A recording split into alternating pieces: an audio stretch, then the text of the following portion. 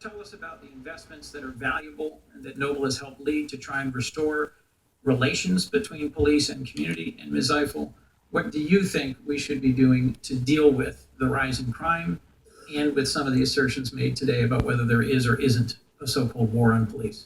Chief Alexander. Yes, sir. If you would also would oblige me just for a moment or two, give a little backdrop.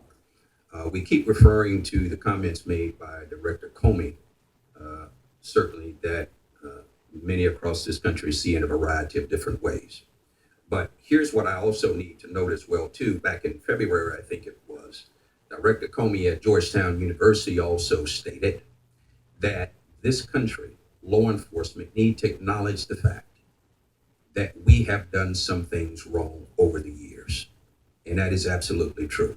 We have to go back through this nation's history and take a look at policing and the things that have been done to people across this country, particularly people of color, in particular people that may have well been white as well too, but did not have the ways and means to do better for themselves. The whole notion is that somehow we just got here today. We just did not get here today. This has been a long haul. And since the Michael Brown event of last year, which really brought all of this pretty much to bear and everything that followed, there have been a number of incidents have followed, one just behind the other. But let me say this. I'm a 38-year veteran. I'm the only 38-year veteran, active duty police administrator that's sitting at this table. So I'm going to talk to you about this from a realistic point of view, not a black point of view, not a white point of view, or Republican or conservative point of view, but from a police point of view. This is a very complex issue when we start talking about engaging community in policing. There's a lot of history, a lot of feelings, and a lot of legacy that is still to be lived down and moved through. That's what we're in the process of doing. That's what this administration, the president, the cops office, the Department of Justice have made attempts to do. They have afforded the opportunities of financing and helping departments across this country to be better. Most of the police departments across this country that have reached out and asked for help, even organizations such as Noble, have had somewhere to go in order to be able to say, what can I do to better my police department and my community? And there are a number of agencies across this country, a number of them, that are reaching out to the cops office every day.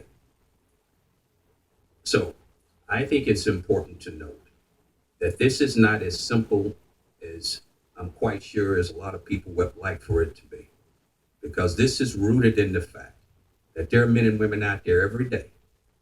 They're not racist. They're not sexist. They're dedicated men and women who want to do a fantastic job. But you have 800,000 police officers in this country. Are you going to have one or two or several here that go off the rail? Yes, we are upon occasion.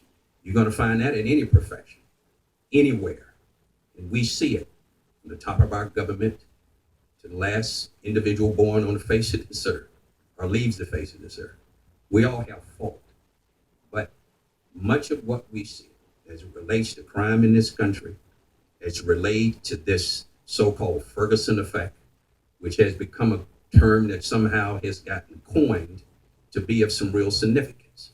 Well, I suggest to you today, here it is of no real significance, Senator, because my thought of it is this. We have issues right now in this country that we have some relationship issues in this country as it relates to policing. And it's all not about white policing on black subjects. I hear it the other way as well too. I hear black police officers violating people's rights. I hear Hispanic police officers violating people's rights. Women violating other women's right that may be police officers. So this is a broad issue. This is not just a racial issue. This is a human rights issue, a civil rights issue. But I will contend and I will confess to you today as a long-term law enforcement official that we need all the help that we can get out here. And that help, of course, is contingent upon the fact that the facts are reported to you, not the notions of friends that we all have who sometimes talk about how bad it is because we are in a place where policing is changing in this country. We have to accept that. I'm almost 40 years at this. This is a long time, a very long time. And I hate that sometime in the near future I'm going to leave this profession pretty much like I found it 40 years ago. But I think the work that Justice Department is doing, I think the work that this administration is doing, in all fairness to both, is they're doing their best to change policing across this country. And I think we have to continue to demand that policing change. And I think there could need to be continued funding for programs such as Noble, to your question, Senator, as it relates to the law in your community. We got funding from the Justice Department to do what? To go out and teach these young men and women across this country between ages of 13 and 14, between ages of 13 and 18, to tell them what the law is. How do you respect the law? How is it important for you that when you're stopped, what are you supposed to do? Basic fundamental things that you and I may have had the opportunity to learn, but for many of these youngsters in these urban communities might not have had that opportunity. And it's meaningful to them. It helps them better understand how to respect authority, because we're expecting sometime for them to do things in which they had no prior training. Not no fault of their own, but we know that do exist. So these programs have proved to be quite successful. And if I would just close by adding to this as well too. When we talk about uptick of homicides across this nation, for every city there's an uptick that we're seeing. We're also seeing cities where there are declines in homicides as well too. We don't know what's driving this. Now we can take we can take Baltimore. That was an anomaly. That was a clear, noted, voiced slowdown of work following the death of Freddie Gray. We know that.